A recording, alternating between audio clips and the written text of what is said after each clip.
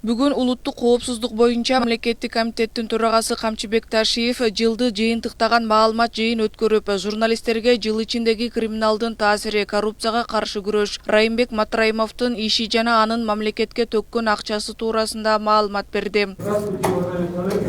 Позвольте начать нашу сегодняшнюю пресс-конференцию.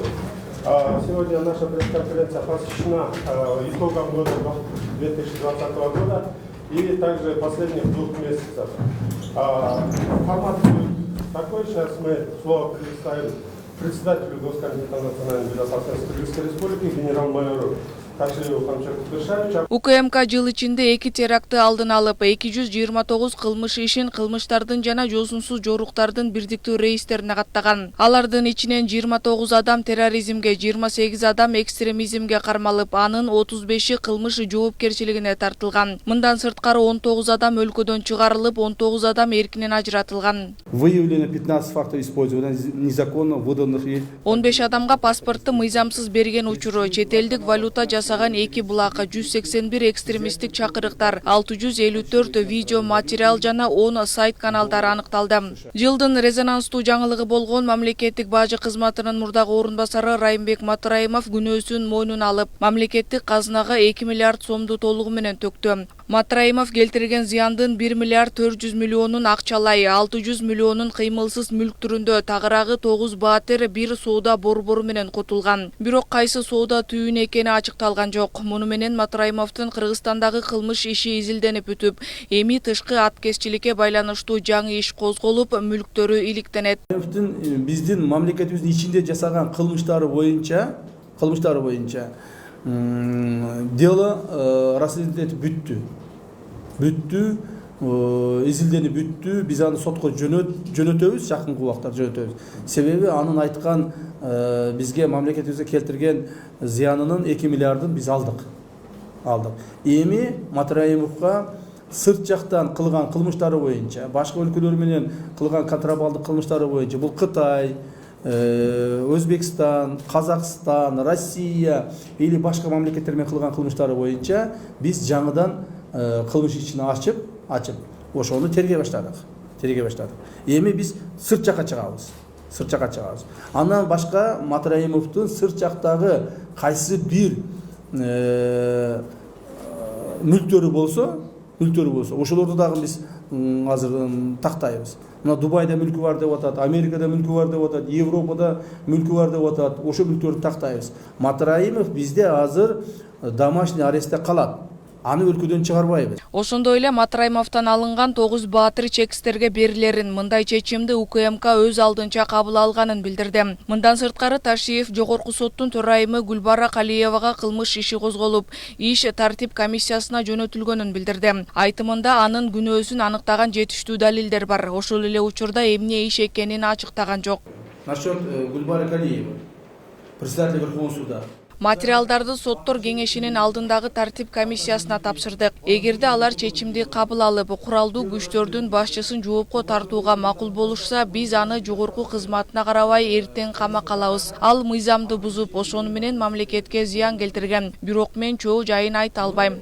Мындан сырткары соттордун жүрүм туруму, чет элде эс алганын, акыркы үлгүдөгү Lexus 570 унааларды айдашканын айтып, мынча акчаны кайдан алганын билүү үчүн алардын декларацияларын текшерүүнү тапшырган. Белгилей кетсек, соттордун кызматтан бошотулушу Конституциянын 95-беренесинин 2-пунктунда каралган. Анда судьяларды тартип комиссиясы гана кызматтан бошота алат деп жазылат. Мындан сырткары аты айтылбаган жогорку кеңештин бир депутаты УКМК тарабынан кармалып, 8 жыл мурун жасаган кылмыш иши үчүн мамлекетке ири өлчөмдөгү акча төгүп жатканы белгилүү болду. Бирок ал кайсы эл өкүлү экени ачыкталган жок. Каждый судья, каждому государственному чиновнику, депутатам Верховных Ар бир аткаминерди, министрди, депутатты декларациясы боюнча текшеребиз. Биз бир депутатты кармадык. Анын аты жөнүн азыр айтпайм. Ал 8 жыл мурда жасаган бир чоң кылмышы үчүн мамлекетке ири өлчөмдө акча төгүп жатат. Биз ага шарт койгонбуз, ал акчанын жарымын төгүп бүттү. Ошондой эле жакын арада мурдагы президент учурда абакта отурган Алмазбек Атамбаевден кабар алып, анын абалы оор болсо бейтапканага котороорун билдирди. Ташиевдин айтымында айрым президенттик шайлоого катышкан талапкерлер шайлоонун иштери аракеттери менен алектенбей, саясий жарыштын жыйынтыгынан кийин бийликти басып алуунун аракетин көрүүдө. Эгерде алар көчөгө элди алып чыкса, аларга каршы миңдеген адам каршы чыгарын. Мындай көрүнүшкө күч түзүмдөрү жол берберин, максат ишке ашпаарын эскертти. Кайсыл бир күчтөр ошол элди чогултуп, анан кийин каким-то образом ошо элге мындай бир бийликти алып алабыз, же бир коомчулукка кандай бир чоң бир резонанс жараткан митингдер жасайбыз деген ойлору бар экен. Митинг жасоо ар бир адамдын өзүнүн эрки, бирок коомдук тартипти бузганга биз жол бербейбиз. Так, жол бербейбиз. Эгерде кайсыл бир кандидаттар, биз ал кандидаттарды билебиз кимдер экенин. Алардын кантип иш кылып атканынан бери билебиз. Алардын кайсыл жерде ким менен кантип сүйлөшүп, ушул мамлекеттик жанагы эртең 10 январдан кийин 11 январга күч топтоп атканынан бери билебиз. Так, бирок урматтуу эл журт, мен ойлойм андай нерсеге алар барбаш керек жана бара албайт.